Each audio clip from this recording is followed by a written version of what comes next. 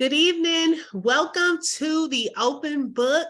I'm your host and founder, Lakeisha Mabry, and thank you so much for joining us tonight on this Thursday night.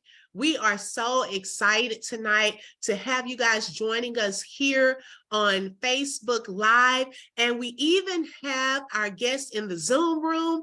Welcome. Thank you for joining. If you are on Facebook or here in the Zoom, please feel free to participate tonight. If you have any questions, comments, you are able to leave those in the chat and comment below with Facebook. So tonight's guest, this is his first night here at the Open Book, but as many of you know, his sister, Pastor Cynthia Diggs, she's been here at the Open Book before, but Pastor Patrick Diggs is here because he has a newly released book, Living Your Best Life Broken. And we first of all want to say congratulations to you, Pastor Diggs. Thank you. On your new book. Thank you. So thank you so much for being here tonight. And many of you already know Pastor Diggs. And so tonight we're going to talk to him more about his book, what inspired him to write his book, and get more details about that. So go ahead and like and share the video as we begin. So Pastor Diggs, go ahead and tell us a little bit about yourself for those that are watching that do not know you. I'm just a little pastor over trying to pastor a little church. But I started, I founded New Fellowship back in 2006. We had a vision to build a church in 2011. That's a story within itself. I actually wrote a book about that as well, but I was so young to be called to build a church to where I felt like that was a story that needed to be told. So I wrote a book about it, Faith on Trial, because God did some amazing things in our life. And that's just something that I had to share. And I didn't know then that I had the gift of book writing. I was told that I was a manuscript preacher, and anybody that's any preacher that's a manuscript preacher should be able to write books, but was the furthest thing from my mind. But I've been pastoring New Fellowship for 18 years now, and I have a beautiful congregation, beautiful people. They're very transparent, just like I am, very open. Like your show, The Open Book, we're open book. And so we feel like that we live the kind of lives that we want to share. We don't like to keep things wrapped up because we understand that the experiences that we have gone through are used to help other people experience the greatness of God. Oh my goodness, I love that. So your church, where are you guys located? 5420 Flamingo Road in Fort Worth. It's on the east side of town. Miller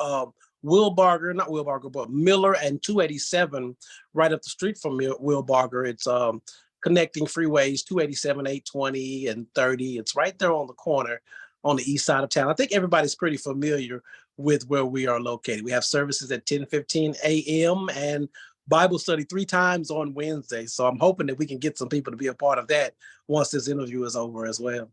Yes, sir. I know that's right. Y'all heard him. Is it via Facebook? Or how do you guys meet? Is it via Facebook or in person? Live. We have 3 Bible studies on Wednesdays. Wednesdays, I do a 8 o'clock devotional, and we normally meet at 12, but God has been gracious to us. We've been able to open a daycare in our church, and so omit the 12 o'clock Bible study, but we do meet in person at 7 and 7:30, depending on what time my fitness class is finished. For those who don't know, I'm a certified fitness trainer as well. So I have fitness classes there throughout the week, but we have Bible study on Wednesdays at 7:30 as well. Y'all, and I told Pastor Diggs, my husband and I, we are coming. Y'all know, Virgil was in the hospital. And so, he's still going through a lot with his back. But I told him I might come myself because I need a head start. I have to get it going before the summertime. And we're too close to the summer for me to start, but I am going to come. I see a lot of your videos, and we'll get into that part because I do want you to elaborate more on that part as well.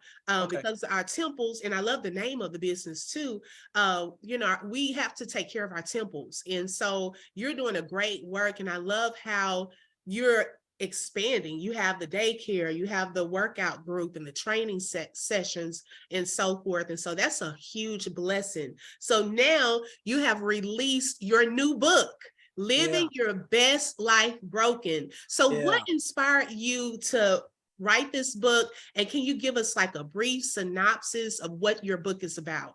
Sure. One of the things I've learned as a pastor is that we talk a lot about healing, getting our healing, being healed. And I understand that we all go through phases in life to where things break us down. And then we go through a season of brokenness, then we go through a season of being healed.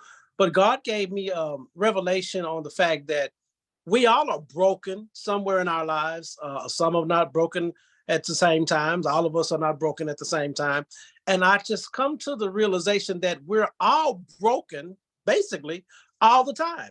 There's something in our lives that has been bent, that has been warped, that has been broken. And although we may get healed from it, the moment you think about it, you discover that that brokenness is still there. And so it's not something that we should be ashamed of or shy away from, but we should learn how to use our brokenness to the glory of God and to tell other people that, yes, you may be broken. Yes, I'm broken, but God gets his best work out of people who will admit first that they are broken. There are several examples in the Bible, and not going to get to them now, but he uses broken people to bring his best out of us. So that's how it inspired me. When my mother passed 3 years ago, it inspired me to write the book because I never really got a chance to process or grieve her death because I was in charge of the funeral. I was in charge of getting the funeral together, my sisters and I. Then I had to preach the funeral. Then she was a member of my church. And I never really had an opportunity to process that death. Matter of fact, I think I'm still grieving her death now, but it's not anything that holds me back. But my mother gave me a wine glass. She gave me a nice wine glass. And after she died, I was in the house, and yeah, I was having a glass of wine. For those of you who will get it twisted, I had a glass of wine. And this night I had a glass of wine and I dropped it and it broke. And it didn't break. I wrote about this in the book. It didn't break from the bowl, but it broke from the stem. The votive glass broke from the stem. And at that moment, seeing that glass on the floor made me realize that I'm broken. And I break everything that I come in contact with. I've been told by my kids, I've been told by a lot of people who are around me, I'm heavy handed and I'm rough on shoes, I'm rough on cars, I'm rough on clothes. And I come to the realization that I'm broken, but that's okay because God has done his best work in me through those broken pieces. And so that's where I got the inspiration from. And I wrote 8 chapters about being broken and how it is more blessed to be broken than to walk around talking about you're healed all the time. Because to be honest, we all will get healed, but then something else will come along later and break us again. It's a state of perpetual brokenness that if we give to God, he can use us to his glory. Okay, now you're already preaching. Oh my God. I That's all wanted I to hop in there, but I'm like, come on, Holy Ghost. Okay, so something I wanted to touch on first because it's so many places to go with this. This is blessing me already. Um, Yeah. and I can relate to you in the fact that I lost my mom about 5 years ago. It was sudden, at the same time, I had just had my son and my mom passed away 4 days later. And like Wow. you were saying, it's like I had to continue with life. Yeah. You're in a state of brokenness and you're grieving. You want to, and I know some people out there may can relate to this. When we're in those broken moments, we do sometimes just want to curl up and Yeah. just go through the depression, go through the grief and so forth. But one thing that I've learned in life is life continues. Life still goes on. As much as we want, when we're in that broken state, to just stop and sit and let time be still and let us get through first and then start over again. We can't. We have to continue to do life. And I love how you said that once God brings us through something, it's always something else. Yeah. It's a continual process. Yeah. And so what advice would you have for someone that is right now feeling that they're in a broken state, but life is still going on. They still have to get up. They still have to go to work. They still have to take care of the kids, take care of the spouse, and so forth. Go to church, do ministry. What advice would you give them if they're just trying to figure out how to do life while they're broken? Several things. One of the things that I've learned from my experiences is to be extremely honest. And that's something that people shy away from. We have these filters, and I understand that in certain situations, in certain rooms and conversations, you have to have a filter. You can't just blurt out what you feel and how you feel. But I've come to find out that being honest is the best way to receive your brokenness. And this is what I mean by that. If you feel a certain way about how God is dealing with you or what you're going through, it's okay to tell people I'm hurting. It's okay to tell people this is wrong.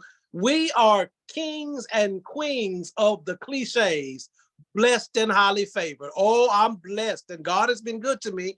But if the walls of your life could talk, we lie to ourselves a lot by lying to other people, talking about I'm blessed. But if truth be told, you're broken. And it's okay to be broken. People think that just because you're broken or you're going through something, oh, that's a disease. No, Jesus hung around people who were broken. And every person that he hung around with that was broken, who admitted that they were broken, they got the best from Jesus Christ. So my advice to people would be honest. Be as honest as you can be with people, and don't be afraid or apologize for your honesty. That's how I got my, I wouldn't say healing, because I'm not healed. We'll never be healed until we get to heaven. There'll always be something that's broken. But I never got liberated until I started being honest about people and about what I see and about what I feel. I say this a lot to people. I'm kind of rough around the edges as a pastor, but I don't have a lot of friends. I have a lot of associates as a pastor, you do, but I have friends. And I can tell you this about every one of my friends. When I leave the room, I know what they're going to say about me. And if they leave the room, they know what I'm going to say about them, because we're extremely honest with each other and how we feel about each other. And until you're honest about who you are and how you feel, you'll never be able to live the best life broken, like I discovered a couple of years ago. Wow. And so do you think it's important that when we are going through those states of brokenness to just have someone that we can trust and have around us? Because sometimes the enemy will use those times to isolate us. Yeah, But the way, that you just explained that, it seems like it's important to have a partner or a prayer partner or someone around you during those times. the right people, and you have to be very careful about how and who you let pray for you, and who you let into the intimacies of your life. God will show you those people that you can trust. A lot of people aren't really interested in what's going on in your life. They're just nosy, and Woo, they, I'm just being honest. They just come want on. some news. But you know Woo. those who really care, because the people who really care will tell you the truth. They will be honest with you, and most importantly, they will listen to you. And the people who are the best listeners are those who have been through the most broken circumstances. They understand your pain. They understand that this is not something that you can just keep locked up in a vault, but you have to share it with the right people. A lot of times we share the right information with the wrong people, and we get ourselves in conundrums. But you got to have about 2 or 3 people that you know you can trust to be in your prayer corner at all times. Wow. I love that you said the right people, because Mhm. that is so true. Some people are just asking, information about, your business, not really planning on praying, not Right. really planning on doing anything. But like you said, have the right people around you. God will give you the discernment of who to That's let in during those times. I exactly, really agree with that. exactly, exactly. And I want to give a shout out to Pastor Cynthia Diggs. She's on Facebook. Thank you for joining us tonight. Hey, sis, he always lurking somewhere looking for some good news for the kingdom. She's a gospel gossiper. Oh my goodness. And when I tell you I love your sister, oh my goodness, she has been a blessing to my life. And Yeah. I'm so happy to hear her testimony. I posted just a few minutes ago on how did I miss her testimony. I think she posted it 3 days ago, and I just saw it today. So that just blessed me and encouraged me. And she just said, yes, the right people. Yeah, yeah. She's one of those in my inner circle, and people don't usually think that siblings are close enough to share stuff. It's not too much that my sisters and I don't share. That we have a unique relationship, and they're the ones that are in my circle, and I thank God for them because I can really be transparent. It's hard to be a pastor and be transparent, and people still respect your role as a leader. So I Right. thank for her and the people in my circle that I can really trust like that. And you all, I follow you all on Facebook. Oh, and his other sister is with Bishop. Lori Brisket. Bishop Brisket. Oh my gosh, she is hilarious. And y'all Right. go on your sibling lunches and so forth. And I love that. Like every time I see y'all post about that, that really, really touches my heart just to see the closeness with you all. But you all have like your personalities are so different, but y'all are so close. And I love that about y'all. Yeah. Yeah, we haven't had a sibling lunch, so if she's listening, we need to schedule one. It's her turn to pick. It's your turn to pick, Cindy. I love it. And Yeah, then another comment that we have, Pastor Diggs, Cynthia Diggs, she said, you can't be vulnerable around everyone. I right, truly agree with that. right. Thank you all for joining. Those of you who are popping in on Facebook, thank you all for joining us tonight. We are here with Pastor Patrick Diggs, discussing his new book, Living Your Best Life Broken. Now, Pastor Diggs, thinking about fear, okay, we're talking about brokenness, but during that time, because God takes us through various processes and so forth, and sometimes people can become a little afraid, whether it's afraid to connect with the right people and be transparent, whether it's a time of stepping out on faith, during certain situations. Have you ever had to conquer a fear, and how did you conquer that fear? Yeah, that's a good question. You cannot be afraid to discover who God wants you to see who you really are.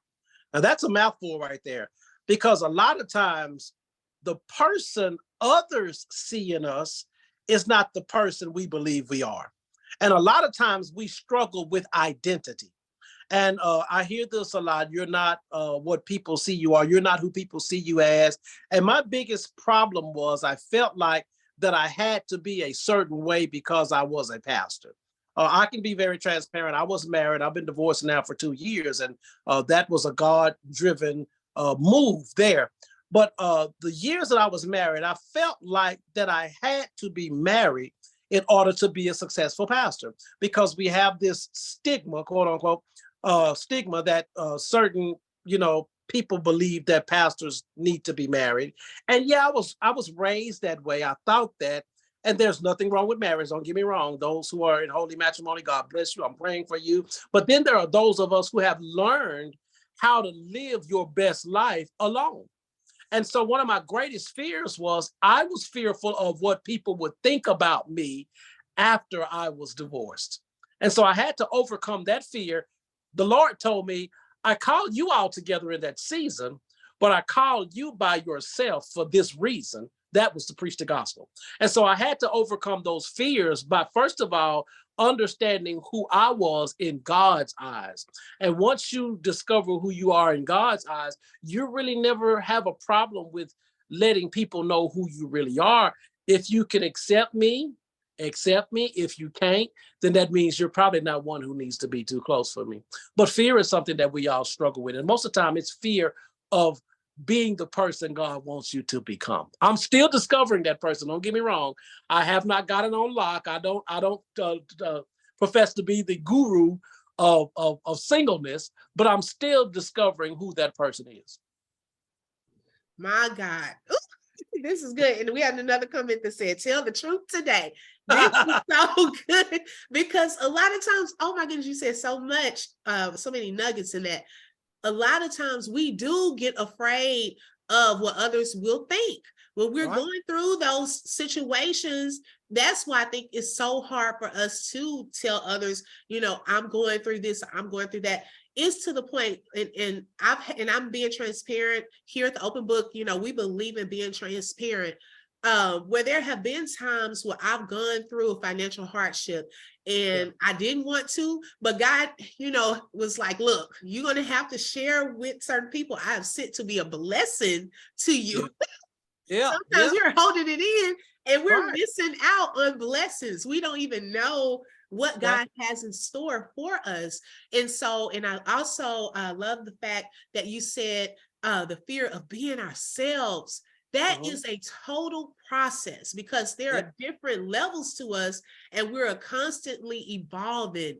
I love how you shared and was very transparent about your divorce and so forth, because those are different areas of our lives. The state of singleness and the marriage stages are two totally different Yeah. things. Yes. I remember when I was go ahead, go ahead. I will write a book about that next. Yes, I'm like, oh my goodness. And you know, it took a while for God to send my husband. I was single. I'm like, Lord, am I gonna get there? So, you know, but during that single state, I learned so much about myself. I Yeah. really, really did. And I thank God for taking me through that process. Earlier, you mentioned how a lot of times, you know, we look back and we can say, God, thank you. It didn't feel good. I didn't want to be broken, but God, thank you. Because Yeah. then later on, you're able to appreciate the Yes. things that you went through. It has built you for the next season or the next phase in your life. And Yeah. so, that just really, really blessed me tonight. So you have a lot going on. Not only do you have your pastor of a church, you're doing, you have your newly released book, but also tell us more about, is it Temple 12 Yeah. Fitness? Okay, Yeah. tell us more about that. Temple Training and Fitness, it was originated. I had a nephew, Michael Rogers, who was my sister's son. He passed away years ago. He had congestive heart failure. But I believe, and the doctor even told him this when he was alive, I think he could have prolonged his life a little bit had he worked out. The doctor told him that several times. I was even at some doctor's visits where the doctor told him that. And he didn't work out enough. And I wish I would have done more for him to help him then. I wasn't a trainer then, but when he passed away, that really stuck with me. I felt like I could have helped prolong his life, but that was neither here nor there. It was time for him to go. But when he passed away, I decided to make a DVD, a fitness DVD. What's the main thing people say about working out? I don't have enough time. I can't find the time. I don't have time to get off work, got the kids, got to do this, got to do that. So I came up with a way for you to work your total body in 12 minutes. And I made a DVD 8 years ago, total body DVD. And it was for 12 minutes, every part of your body, do 5 days a week. And so after I saw those DVDs, they did pretty good. I was doing it because I was tired of burying my members. I was burying so many people during the pandemic. I had 33 funerals during the pandemic. Even before the pandemic, there were people passing away because they just didn't take good care of their bodies. And so that was something that stuck with me. My sisters used to call me Little Hercules when I was younger because I always wanted to have big arms like my dad and I wanted to be in shape. And so that stayed with me when I played football in college. It stayed with me. And so I did it to help our people stay in shape. Well, unbeknownst to me, it turned into a boot camp. Somebody told me, a member of our church said, if you had classes, I think this would really help the church. And I started doing classes for free and it turned into boot camp. The boot camp turned into step classes. Step classes turned into one-on-one training. And to this day, I have about 12 clients that I train throughout the week. I have 2 that signed up today. And I do one-on-one trainings, but it's not just for the fitness. I teach the Bible as I'm teaching.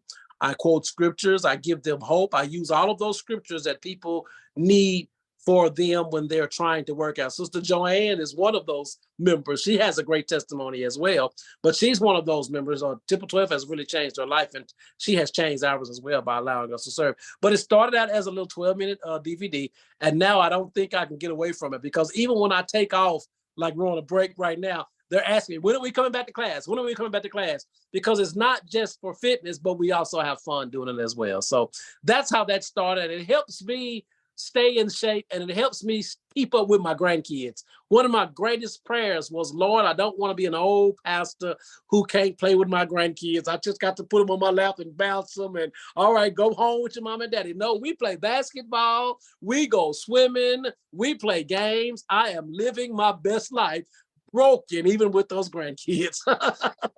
I love it. And I'm over here, all I can say is ouch. The Holy Ghost is convicting me. Like, girl, get on it. Okay. Yeah, we have fun. We have fun. I love it. And I'll share with you all in a second the information of how you can sign up for those classes and where you can go on Facebook. He even has videos on there and so forth for you all to watch. A couple of comments I wanted to share. We have Miss Scales here in our Zoom room. So I'm sharing with Facebook. Her comment said, "What an oxymoron. God breaks us to build us." Woo. Yeah. Okay. Yeah. And we don't like it, but whoo, oh my gosh, that's powerful. That's powerful. And then Pastor Cynthia Diggs said, "I've been celibate 2 decades." Lord, now I bless God. I bless God for her testimony. When I make fun of her, God called me to a lot of things. He didn't call me to that. Now, I'm not saying I struggle. I don't struggle there, but he didn't call me to that. So bless God for that. That somebody is still a witness in that land. Come on now. I love it. Oh my gosh.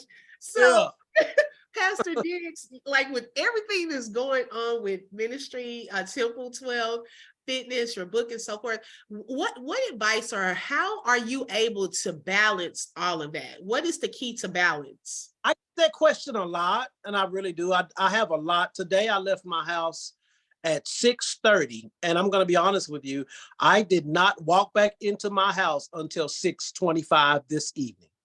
I had a meeting or something on my calendar every other hour. I had to go to the hospital. I had to do this, I had to do that. I had to go see my daughter. I had to move furniture.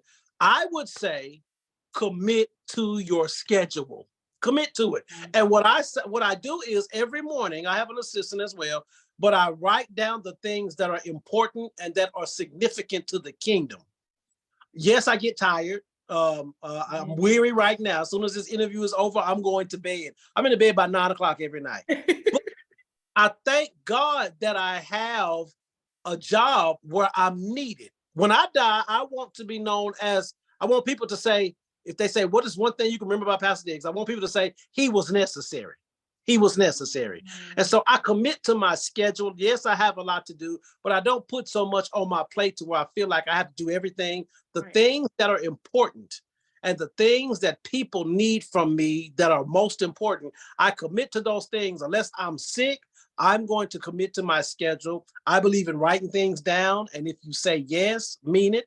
If you say no, mean it. But commit to the disciplined life. And when you are disciplined, God will reward you for that. Jesus was that way. He said, I must work the works of the one that sent me. I must work while it's day, because night cometh when no man can work. There will be a time that I wish I could work, but I won't be able to, because I'll be too old and worn out. But I say commit to your schedule and commit to the things that will bless others on your behalf. Oh my goodness, I love that. Oh, that's blessing me. And I also use a calendar. I have to put everything in my phone on the calendar because I may forget. Yeah, my assistant is always fussing at me because I'm overbooking stuff. I want to do everything, but I can't. Right. I love it. I love it. So what is next for Pastor Diggs? What's something that's coming up? And I'm going to share his information with you all as he's discussing that. Well, I have been invited. My family from Las Vegas invited my sister and our Pastor Cynthia Diggs. They were down here earlier this year, or late last year, November. And we have a men's and women's revival we're going to be in Vegas, May. Forgive me if I get the dates wrong. Cindy will correct me, but I think it's the 17th and the 18th of May. It's coming up there. We have Women's Day coming up at our church. We have a great women's ministry that's coming up. But what's coming up for me is, you won't believe this, another book. Woo! Oh yeah, my goodness. Wow. I'm not thinking about writing another book, because as I'm being interviewed today, I'm taking interviews and I'm doing things to promote this book. But my second book, Wisdom from the Wild, that book is a trilogy. And when I wrote that book, a pastor friend of mine said to me, this sounds like something that is a conclusion. So I'm going to be working on wisdom from women and wisdom from the water. There's wisdom that we could find from the animals God has created. I think I wrote in that book that humans are the only creatures created by God who run faster when we run in the wrong direction. And so that book is talking about obedience unto God, finding living a good life of obedience. And I want to talk about how God uses water in wisdom from the water, how he uses water to bless us and conform us. And then there is wisdom from women. I was raised by women, lionesses. My sisters were very hard on me, and they may help make me mold me into the person I am today. And then there are some God-fearing mothers in our church who have given me some life-changing advice. I want to write about them, and I want the world to see just how much women make a difference in our lives. So books, and more books is what's up for me. That is a huge blessing. Oh my goodness. So we can't wait to get this one. As you can tell, it's already on the screen and where to Yeah. order it. Okay, so they can order on Amazon. Is there anywhere else that you would like for them to order the books? Yeah, they can come to New Fellowship. I think we still have some on hand. I ordered several, but we Okay. have some. I don't want to over promote it because I don't want that to be the headline at church on Sundays. Jesus is the headline, but we do sell them at church. You can get them on Amazon. You can get them on Kindle. Okay. And those are the places you can get them. But I would really like for you to come to our church and visit one time. I guarantee you, if you visit one time, you'll come back again. But you can get it. If you come to our church, you can get it for $10. It's $10.72 on Amazon and Kindle. I love it. And those of you who are watching, here are the different ways that you are able to follow Pastor Diggs on Facebook. He's under Patrick J. Diggs. And then you can also visit his Temple Training Fitness page. And on that page, he has a lot of videos. I was going through, and I think one of the members I know as well, I saw her on there doing the step. I said, okay, well, I need to come in and join her. Because I inbox her, Regina. We have like, oh my gosh. We get free classes every now and then. We get free classes. You can walk in and just do a free class. I'm thinking about Saturday, but people come and go, and I understand it's a revolving door, but we don't want you to feel like you have to commit to it. Just come try it, and if it's something that you like, then we'll enroll you. But you have opportunities to come. Anytime our doors are open, you can come and be a part. Anybody can. Okay, so we're gonna do that. I have a family now. Is it okay for children to come? You can bring them on. We got classes for my son. I'll work him out. He's working out for basketball. So yeah, we got fitness for the little ones too. For little. I need to bring the whole family up there. We just gonna stop in one Thursday or two. Yeah, bring them in. And then also his Facebook page is author PJ Diggs. Here's the information in the left corner of the screen. If you would like to sign up for classes and so forth, the times, the amount. And he just said, you can come in if you would like for a free session. Not every time free, but at least if you want to come and see what it's like. And then on Instagram, you can follow him at Diggs Patrick and then the @Temple 12. Yes. So those of you watching, you can always go back. If you're watching the replay, you can pause it for a second and copy this information so that you can have it when you need it. Okay, so Pastor Diggs, do you have any other encouraging words for anyone that's watching tonight? Yes, embrace your brokenness. Embrace your brokenness. It's not a disease. It's nothing wrong with letting people know that you have been broken, that a situation hurt you. My sister did a conference years ago, and I think I quoted her in the book. It happened, it hurt, but I'm healed. The chapter 8 in my book, it really sums up the entirety of the book. It's talking about the broken vessel. It's talking about the earthen vessel with the heavenly treasure on the inside. And that really encapsulates the whole book. No one will ever know how beautiful you are on the inside until that outer shell is broken. So embrace your brokenness, because God even used the Chinese, and I wrote about it in the book, the Chinese used the vessels that were broken.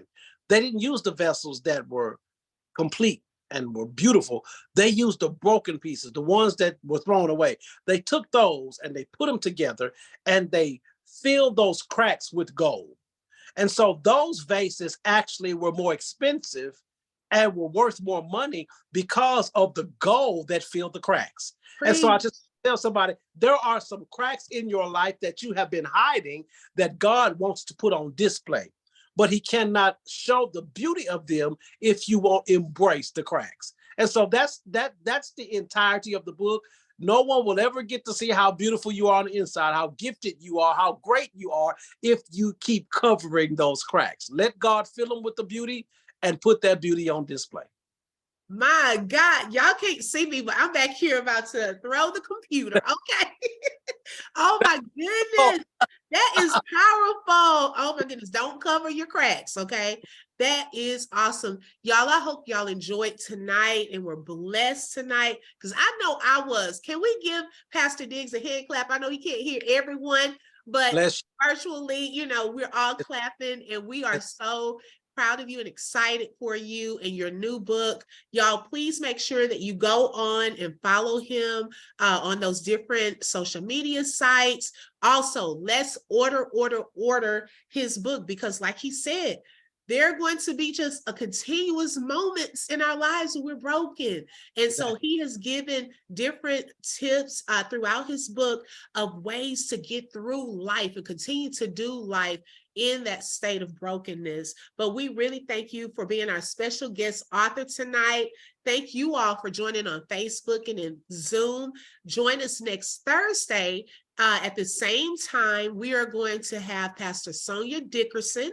She's Awesome. going to come on and talk about her upcoming Outpouring Women's Conference and some other topics. So make sure that you follow the Open Book Book Club page. Also, it's on my page for the flyer, the Zoom information. It will also show on Facebook Live as well. But we thank you all so much, and we hope that you all have a great night. See you next week. Bye-bye. Thank you.